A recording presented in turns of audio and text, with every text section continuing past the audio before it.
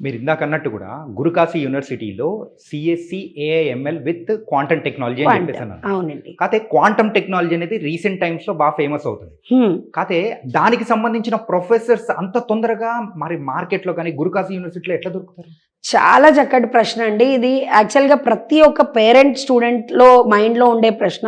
కేవలం advance countries అని మనం ఇప్పుడు చెప్పుకున్నాం, చైనా, యుఎస్ ఇలాంటి కంట్రీస్లో మటుకే క్వాంటమ్ టెక్నాలజీ కొంతవరకు జరుగుతుంది. అక్కడే క్వాంటమ్ టెక్నాలజీ గురించి సబ్జెక్ట్ ఉంది, కానీ ఇంకా ఇండియాకి అంతవరకు మనకి స్ప్రెడ్ అవ్వలేదు అన్నది మనం చెప్పుకున్నాం.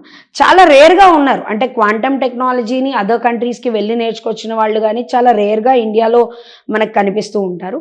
ఇక్కడ 2-3 సబ్జెక్టులు అండి. One is quantum technology, quantum computing. చాలా వరకు పిల్లలు కూడా కన్ఫ్యూజ్ అవుతుంటారు. What is quantum technology, what is quantum computing, what is quantum physics, quantum mechanics, ఇలా చాలా డీపర్ సబ్జెక్ట్స్ మనకు ఉన్నాయి.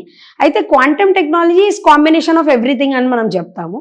అయితే దీని ఫ్యాకల్టీని మనం ఎక్స్క్లూజివ్గా ఇన్ హౌస్, అంటే ఇప్పుడు చాలా సాఫ్ట్వేర్ కంపెనీస్ ఉన్నాయి, ఇప్పుడు మైక్రోసాఫ్ట్ లాంటి చాలా సాఫ్ట్వేర్ కంపెనీస్ ఉన్నాయి, వాటి ఇన్ హౌస్తో మనం టైఅప్ అయ్యి వాటికి ఫ్యాకల్టీ టీచింగ్ అనేది ఇవ్వడం జరుగుతుంది. స్టూడెంట్కి కావాల్సిన బేసిక్ సాఫ్ట్వేర్ అనేది నేర్పిస్తున్నాం. అంటే బీటెక్, సిఎస్సి, ఏఐఎంఎల్ ఏదైతే వాళ్ళు రెగ్యులర్గా తీసుకుంటున్నారో వీఆర్ గివింగ్ దట్. దాంతో పాటు ఒక ఎడిషన్ హార్డ్వేర్ అనేది కూడా వీళ్ళకి రావాలి. జనరల్ కంప్యూటింగ్ విధానం నుంచి వీళ్ళు అడ్వాన్స్ కంప్యూటింగ్ విధానానికి వెళ్ళాలి అన్న దృష్టితో క్వాంటమ్ టెక్నాలజీ ప్రొవైడ్ చేయడం జరుగుతుంది with advance faculty from all around the world. మీరు రీసెంట్గా చూసుకుంటే గురుకాశీ యూనివర్సిటీలో international seminar on AI and ML with quantum జరిగింది లాస్ట్ సెప్టెంబర్ 2025లో. It was an international summit అనమాట.